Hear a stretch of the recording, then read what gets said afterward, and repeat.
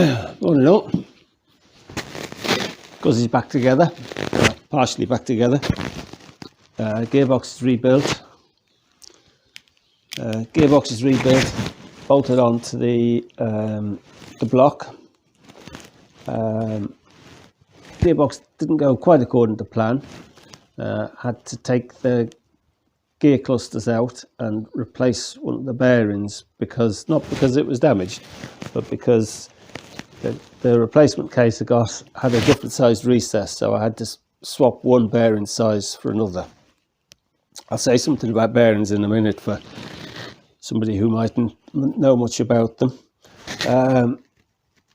Exhausts, I thought I'd have to throw the exhausts away because they've been painted and they were kind of rusty and pitted and stuff like that.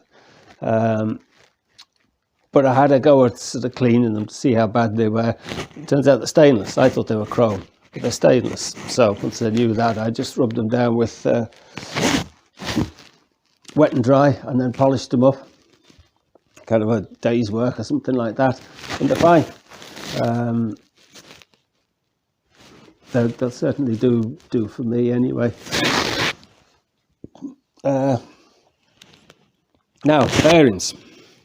Just in case anyone is stuck for a bearing or something, say you've got one of these and you need a particular bearing in your local Guzzi shop, can't find one for you, or they want to charge extortionate amounts, supplying or getting hold of bearings is dead easy. Any bearing supplier, same applies to seals. Seals are the same way of measuring, and they're very common. They're common.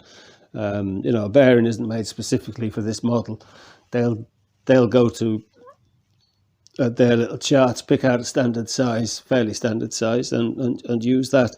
So if you need a bearing, if you can get it out,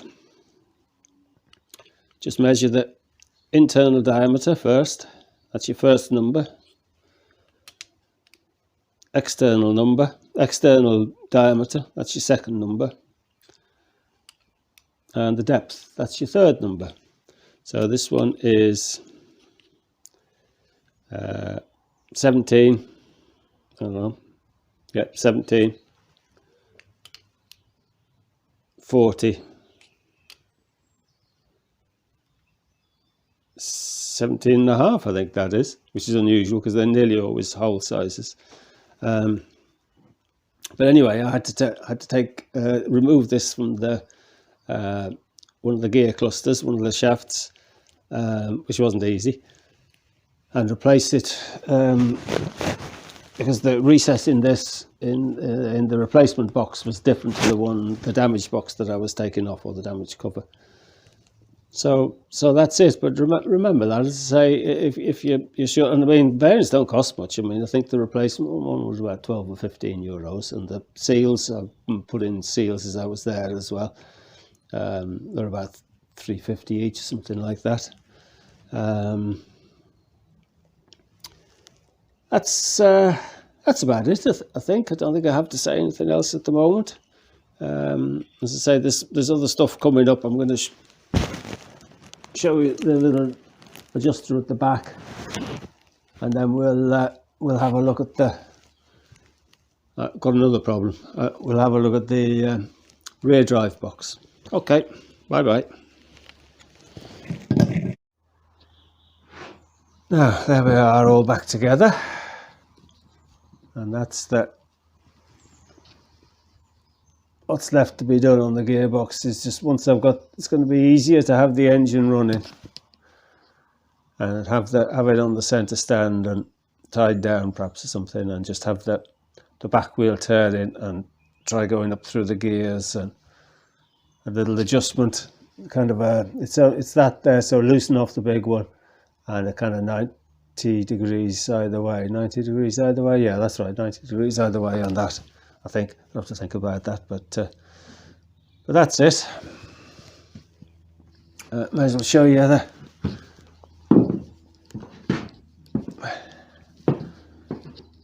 the pipes.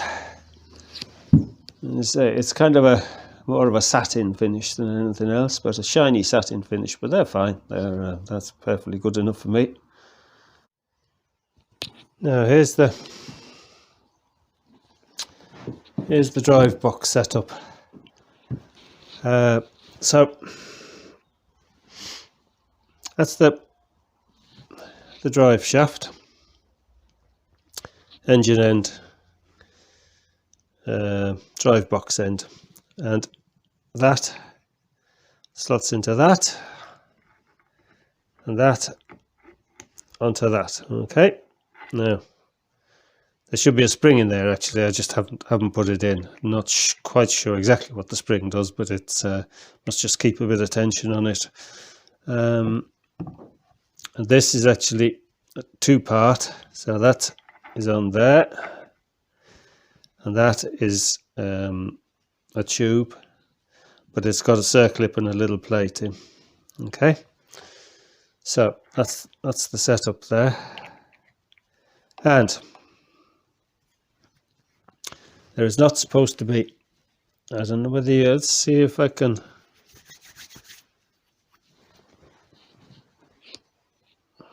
zoom in on this. No, I won't bother.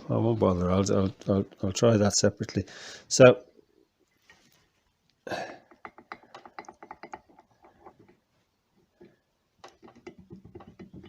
remove that.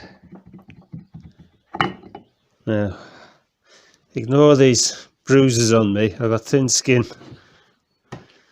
It bruises, a feather drops on me, a bruise.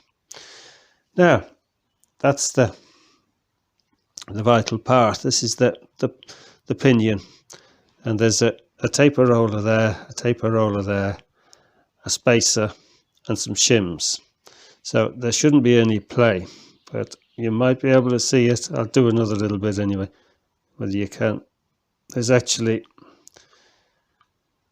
0.2 of a mil. It looks more there, but it's about 0.2 of a mil. And when I took this out first, there was two little pieces of swarf like that. The other one's slightly bigger. And what you have in here, as I say, is you have taper roller, a spacer, and some shims. And one of the shims is obviously broken up, and they come in two sizes: 0.1 of a mil and 0.15 of a mil, I think it is. So I'd say I've lost a 0.15 or something, and it's just flopping about a bit. So I'm going to have to strip this, which again I didn't really want to, but needs must. So I'll do another little shot. Let's see if I can just show you the. Can you see this play there? Yeah, you can. I think, yeah. But so that's got to be done. That's it.